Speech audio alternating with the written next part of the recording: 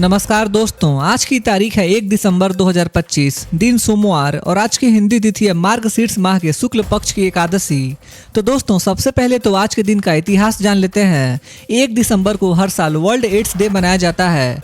इस दिन का मकसद दुनिया भर में HIV, एड्स जैसे खतरनाक रोग के बारे में जागरूकता बढ़ाना होता है। ये रोग HIV वायरस की वजह से होता है, जो धीरे धीरे बॉडी की इम्यूनिटी को कम कर देता है। इस वजह से इंसान आसानी से किसी भी इन्फेक्शन का शिकार हो सकता है। वर्ल्ड एड्स डे की शुरुआत 1988 में हुई थी। ये दुनिया का पहला ग्लोबल हेल्थ डे था, जिसे खास तौर पर लोगों को एजुकेट करने के लिए बनाया गया था। इस दिन लाल रिबन पहनकर लोग HIV पेशेंट्स के प्रति सपोर्ट और रिस्पेक्ट जताते हैं। आज भी दुनिया भर में लाखों लोग HIV के साथ जी रहे हैं, इसलिए अवेयरनेस और अर्ली टेस्ट बहुत जरूरी है। टाइम पर ट्रीटमेंट मिल जाए तो एड्स को कंट्रोल किया जा सकता है। तो दोस्तों, ये था आज के दिन का इतिहास। तो चलिए अब जानते हैं आज की देश भर की सबसे बड़ी खबरें। कल प्रधानमंत्री मोदी ने मन की बात के 128वें एपिसोड में देश को संबोधित किया। उन्होंने कहा कि नवंबर का महीना देश के लिए अचीवमेंट्स और इंस्पिरेशन लेकर आया है। मोदी ने लोगों की सक्सेस स्टोरीज, फेस्टिवल्स और नेशनल इवेंट्स का जिक्र किया। उन्होंने देशवासियों से कहा कि पॉजिटिविटी और यूनिटी के साथ आगे बढ़ें। मोदी ने लोगों की छोटी छोटी एफर्ट्स को भी बड़ी इम्पैक्ट बताया। मोदी ने बताया कि इस साल भारत ने लगभग 357 million ton food grain production करके इतिहास रच दिया है। पिछले 10 साल में 100 मिलियन टन की बढ़त हुई है, जिसे उन्होंने किसानों की हार्ड वर्क और सरकार की योजनाओं का बड़ा रिजल्ट बताया। मोदी ने कहा कि यह रिकॉर्ड देश की फूड सिक्योरिटी को और स्ट्रॉन्ग करता है। उन्होंने किसानों को धन्यवाद देते हुए बताया कि मॉडर्न फार्मिंग, इरिगेशन प्रोजेक्ट्स और टेक्नोलॉजी सपोर्ट से एग्रीकल्चर सेक्टर लगातार ग्रो हो रहा है। प्रधानमंत्री मोदी ने बताया कि हैदराबाद में दुनिया की सबसे बड़ी लीप इंजन MRO फैसिलिटी शुरू हुई है। यह एयरक्राफ्ट इंजन की मेंटेनेंस, रिपेयर और ओवरहॉल के लिए वर्ल्ड क्लास सेंटर है। मोदी ने कहा कि इससे भारत एविएशन और डिफेंस सेक्टर में ग्लोबल हब बनने की तरफ बड़ा कदम उठा रहा है। उन्होंने स्काईरूट एरोस्पेस के नए इन्फिनिटी कैंपस का भी जिक्र किया, जो इंडियन स्पेस सेक्टर में यूथ इनोवेशन को बूस्ट करेगा। प्रधानमंत्री मोदी ने मन की बात में बताया कि INS माही को इंडियन नेवी में शामिल किया गया है। उन्होंने कहा कि यह नेवी की स्ट्रेंथ और कोस्टल सिक्योरिटी को मजबूत करेगा। मोदी ने नेवी के जवानों की डेडिकेशन और डिसिप्लिन की तारीफ की। उन्होंने इसे देश की मैरीटाइम पावर के लिए बड़ा कदम बताया। प्रधानमंत्री मोदी ने कहा कि भारत की कल्चरल हेरिटेज दुनिया भर में रिस्पेक्ट पाती है। उन्होंने अयोध्या के राम मंदिर और वहां हुए धार्मिक इवेंट्स का जिक्र किया। मोदी ने कहा कि ऐसे मोमेंट्स देश की कल्चरल आइडेंटिटी को मजबूत करते हैं। उन्होंने लोगों से अपने रूट्स से जुड़ने की अपील की है। प्रधानमंत्री मोदी ने इस महीने हुए अचीवमेंट्स जैसे sports wins, space missions, defence upgrades और यूथ इनोवेशंस को पीपल ड्रिवन प्रोग्रेस बताया।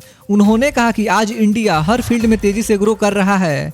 मोदी ने युवाओं को इनकरेज किया कि वे क्रिएटिविटी और न्यू आइडिया से देश को आगे ले जाएं।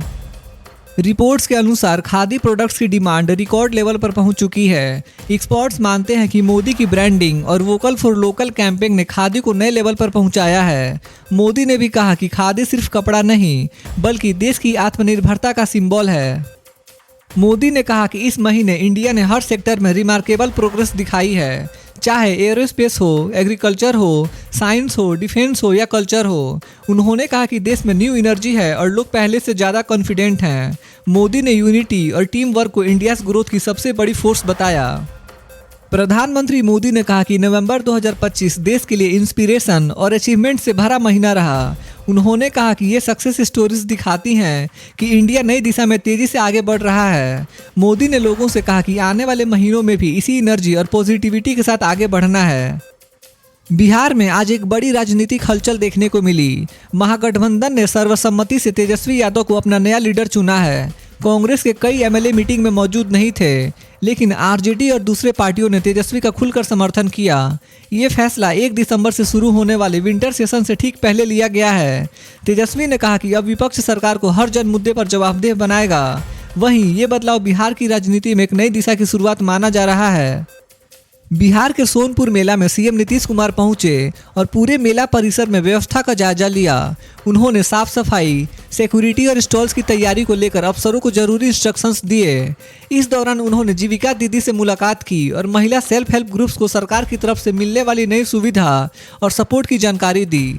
नीतीश कुमार का ये दौरा महिलाओं की अर्निंग और एम्पावरमेंट को बढ़ावा देने वाला कदम माना जा रहा है। सोनपुर मेला इस समय बिहार का सबसे बड़ा अट्रैक्शन बना हुआ है।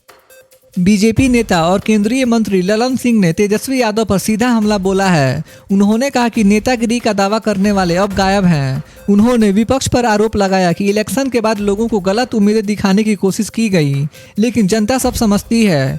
ललन सिंह का कहना है कि महागठबंधन की बयानबाजी सिर्फ कंफ्यूजन फैलाने के लिए है। उनका बयान साफ बताता है कि बिहार की राजनीति में रूलिंग पार्टी और विपक्ष के बीच टकराव और तेज होने वाला है। बिहार चुनाव नतीजों के बाद कांग्रेस ने खुलकर कहा कि आरजेडी के साथ गठबंधन करना पार्टी के लिए नुकसानदायक साबित हुआ। कांग्रेस एमएलए शकील अहमद ने कहा कि अगर पार्टी अकेले चुनाव लड़ती तो बेहतर प्रदर्शन कर सकती थी। महागठबंधन के अंदर इस बयान ने नई बहस छेड़ दी है। कांग्रेस ने साफ कर दिया कि आगे की राजनीति में वो अपने गठबंधन विकल्पों पर फिर से विचार करेगी। यूपी के गोरखपुर में जीआईडीए फाउंडेशन डे के मौके पर सीएम योगी ने 114 नए डेवलपमेंट प्रोजेक्ट शुरू किए, जिनकी कुल कीमत लगभग 408 करोड़ रुपए है। योगी ने कहा कि यूपी में अब क्राइम और करप्शन पर जीरो टॉलरेंस है। इसी कारण राज्य में तेजी से इन्वेस्टमेंट बढ़ रहा है। उन्होंने बताया कि सरकार का फोकस साफ कानून व्यवस्था और तेज डेवलपमेंट पर है, जिससे जॉब्स भी बढ़ेंगी। गोरखपुर में सीएम योगी के जनता दर्शन में 200 से ज़्यादा लोग अपनी प्रॉब्लम्स लेकर पहुंचे। लोगों ने जमीन कब्जा, हरासमेंट और फैमिली डिस्प्यूट्स जैसी शिकायतें लिखित में दी। योगी ने सबकी बातें ध्यान से सुनी और अधिकारियों को तुरंत एक्शन लेने के निर्देश दिए। उन्होंने कहा कि जमीन कब्जा करने वालों के खिलाफ सख्त कदम उठाए जाएं और किसी को भी परेशान न होने दिया जाए। योगी ने भरोसा दिलाया कि हर जेन्युइन शिकायत का सॉल्यूशन समय पर दिया जाएगा। जनता दर्शन में लोग काफ़ी संतुष्ट दिखे। सीएम योगी ने कहा कि यूपी अब वह स्टेट नहीं रहा जहां माफिया और गुंडों का दबदबा था। सरकार की जीरो टॉलरेंस पॉलिसी ने पूरी तस्वीर बदल दी है। उन्होंने दावा किया कि इम्प्रूव्ड लॉ एंड ऑर्डर की वजह से आज यूपी इन्वेस्टमेंट, इंडस्ट्री और डेवलपमेंट में नेशनल मॉडल बन चुका है। योगी ने कहा कि जनता को सुरक्षित माहौल देना सरकार की सबसे बड़ी जिम्मेदारी है और इसी दिशा में लगातार काम हो रहा है। वेस्ट बंगाल में एसआईआर यानी स्पेशल इंटेंसिव रिवीजन को लेकर बड़ा विवाद चल रहा है। टीएमसी ने आरोप लगाया कि एसआईआर के दौरान प्रेशर डाला जा रहा है, लेकिन इलेक्शन कमीशन ने इन दावों को बेसलेस बताया है। ईसीआई ने साफ कहा कि एसआईआर से जुड़ी मौतों के बारे में टीएमसी के आरोप गलत हैं। इसके लिए स्पेशल ऑब्जर्वर्स भी लगाए गए हैं ताकि पूरी प्रोसेस सही तरीके से चले। दूसरी तरफ टीएमसी का कहना है कि एसआईआर का इस्तेमाल पॉलिटिकल टारगेट के तौर पर किया जा रहा है। इस मुद्दे पर बंगाल सरकार और ईसीआई के बीच टेंशन और बढ़ गई है। वेस्ट बंगाल में टीएमसी अब एसआईआर इशू को लेकर सड़क पर उतर रही है। जानकारी के मुताबिक ममता बनर्जी और अभिषेक बनर्जी 3 और 4 दिसंबर को मालदा और मुर्शिदाबाद में बड़ी एंटी एसआईआर रैलीज करने जा रहे हैं। पहली रैली गाजोल में होगी और अगली रैली बरहमपुर में होगी। माना जा रहा है कि टीएमसी एसआईआर को 2026 असेंबली इलेक्शन का बड़ा मुद्दा बनाना चाहती है। भारत और अमेरिका के बीच लगभग 7,995 करोड़ का रक्षा समझौता हुआ है। इस डील के तहत अमेरिकी कंपनी द्वारा बने MH-60R सीहॉक नेवी हेलीकॉप्टरों के बेड़े के रखरखाव, स्पेयर पार्ट्स, तकनीकी सहायता, ट्रेनिंग और मरम्मत सुविधा भारत में उपलब्ध कराने पर समझौता हुआ है। तो दोस्तों, आज के लिए बस इतना ही था।